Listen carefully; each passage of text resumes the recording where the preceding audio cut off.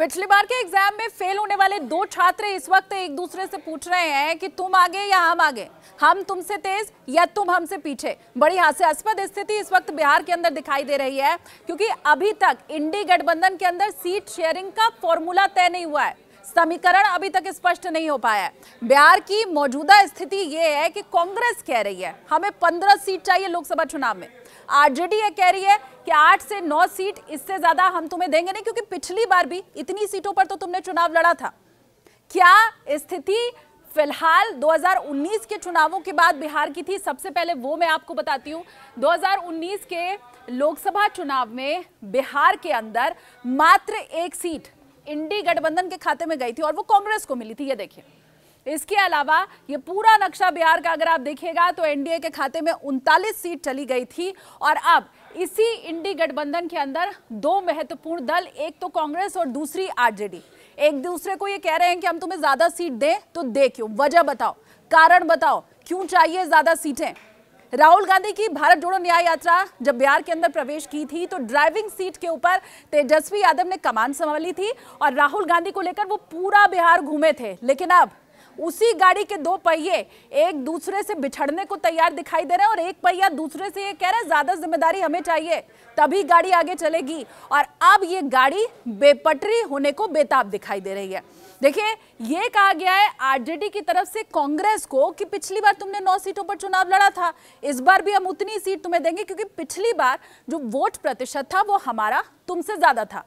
कांग्रेस ये कह रही है कि 9 सीट पर हमने चुनाव लड़ा, एक सीट हम 2019 में ले आए, तुम तो 20 सीट पर चुनाव लड़े थे, खाता भी नहीं खुला तुम्हारा।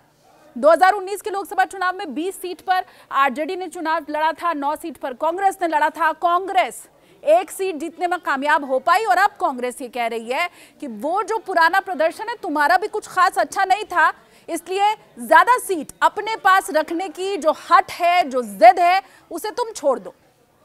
अब बड़ी बात, एक पहिए ने दूसरे पहिए से पूछा है कारण बताओ, ज्यादा सीट लेने का कारण। तो कांग्रेस की तरफ से फिलहाल ये कहा गया है कि भारत जोड़ो न्याय यात्रा के बाद कांग्रेस का जनाधार बढ़ा है बिहार के अंदर, राहुल गांधी का कद ज्यादा ऊंचा हुआ है और जो हवा है वो हमारे पक्ष में है, इसलिए हमें ज्यादा सीट चाहिए। और पिछली बार, क्योंकि यहाँ आंखें तरेरती हुई कांग्रेस दिखाई दी है आरजेडी को, उसका ये कहना है कि पिछली बार तुमने भी कोई खास अच्छा प्रदर्शन किया नहीं था, तुम्हारा तो खाता नहीं खुला था, तो ऐसी स्थिति में सीट हमें ज्यादा दी जा सकती है। अपडेट यह है कि मुकुल वासनिक के घर पर जब मीटिंग हुई तो कांग्रेसी नेताओं ने ये साफ साफ कह दिया, स्पष्ट कर दिया कि 15 सीट से कम पर हम झुकने वाले नहीं है और कम से कम बिहार के अंदर ये 15 सीटें कांग्रेस को मिलनी चाहिए। लेकिन आरजेडी अब भी ज्यादा सीटें अपने पास रखने के फेवर में दिखाई दे रही है और बस यहीं पर मामला फंसता हुआ दिखाई दे रहा है। अगर बीते 10 सालों के हम इतिहास की बात करें तो 2014 में बिहार के अंदर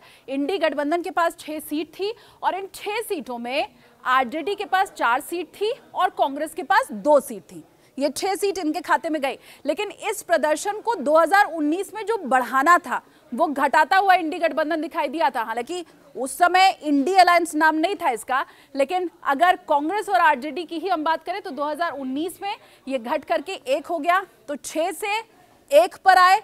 अब कहीं 1 से 2024 के विधानसभा चुनाव में ये 39 का 40 ना हो जाए, सारी की सारी सीटें उधर ना चली जाए, सिर्फ फुटअव्वल तो कम से कम इसी ओर इशारा कर रही है। तैयारी अब तक शुरू भी नहीं हो पाई है।